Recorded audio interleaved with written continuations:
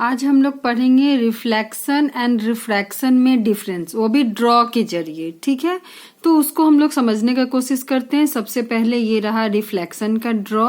तो इसके अंदर क्या है, हमारे पास एक रिफ्लेक्टिंग सरफेस है, एक ये प्लेन मिरर है जो एक रिफ्लेक्टिंग सरफेस है, एक इंसिडेंट रे, एक लाइट रे इसके ऊपर आया एंड बैक बाउंस हो गया सेम मीडियम में। ये पूरा ही एयर मीडियम है, तो इसमें इंसिडेंट रे इसके ऊपर एक रिफ्लेक्टिंग सरफेस के ऊपर आया और बाउंस बैक हो गया उसी मीडियम में, एयर मीडियम में। और उसके बाद हम लोगों के पास ये एक नॉर्मल है जो एक इमेजिनरी लाइन है।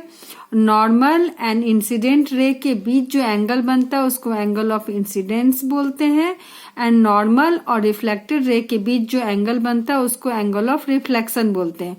और ये जो एंगल ऑफ इंसिडेंस है और एंगल ऑफ रिफ्लेक्शन है, ये दोनों हमेशा ही इक्वल होता है। और ये जो नॉर्मल है, ये नॉर्मल हमेशा ही रिफ्लेक्टिंग सरफेस के ऊपर परपेंडिकुलर होता है और ये यहाँ पर 90 का एंगल बनाता है। एंड जो इंसिडेंट रे है एंड रिफ्लेक्टेड रे है और नॉर्मल है, वो एक ही प्लेन के ऊपर आता है। तो ये हो गया हमारा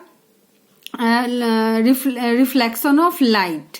ठीक है, अब हम लोग जानेंगे कि ये रिफ्रैक्शन ऑफ लाइट क्या होता है। तो रिफ्रैक्शन ऑफ लाइट में क्या है कि अगर ये एक ग्लास स्लैब है और ये हो गया हमारा ग्लास स्लैब और ये ऊपर में हमारे पास जो हमारा ये एयर मीडियम है जिसको हम लोग रेयर मीडियम बोलते हैं। ये जो एयर मीडियम उसको रेयर मीडियम बोलेंगे, एंड जो ग्लास स्लैब का मीडियम है वो है डेंसर मीडियम।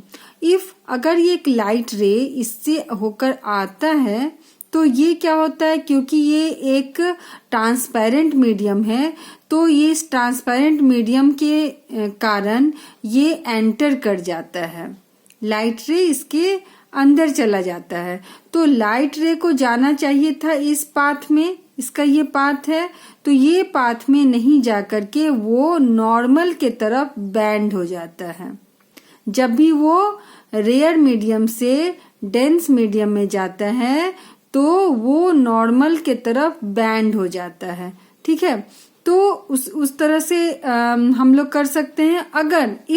अगर हम लोग ऐसा भी कर सकते हैं कि ये एक ऊपर में ग्लास स्लैब ले लें जो एक डेंसर मीडियम है, डेंसर मीडियम से अगर एक लाइट रे रेयर मीडियम में जाता है तो ये एक डेंसर मीडियम है और ये एक रेयर मीडियम है, तो इस लाइट रे को ऐसा जाना चाहिए। लेकिन ये यहाँ पर क्या होता है कि जो नॉर्मल है, नॉर्मल से ये जो लाइट रे है जब भी डेंसर मीडियम से रेयर मीडियम में जाता है तो वो नॉर्मल से दूर जाता है।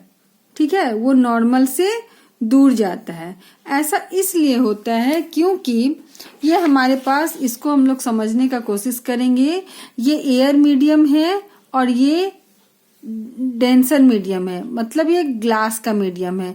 ये जो एयर मीडियम है इसके जो पार्टिकल्स होते हैं एयर मीडियम की वो थोड़े दूर दूर होते हैं, और ये जो ग्लास मीडियम है ये एक सॉलिड है और सॉलिड का जो पार्टिकल्स होता है वो थोड़ा पास पास होता है, वो बहुत ज्यादा कंप्रेस्ड होता है।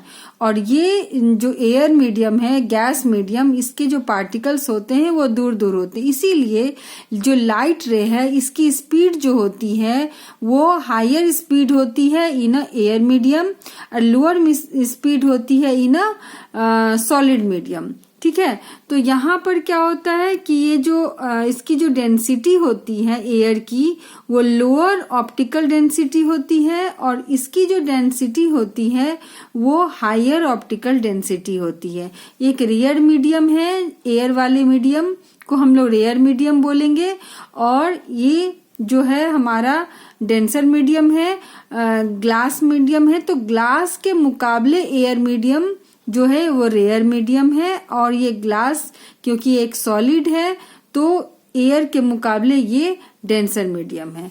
ठीक है, ओके, बाय।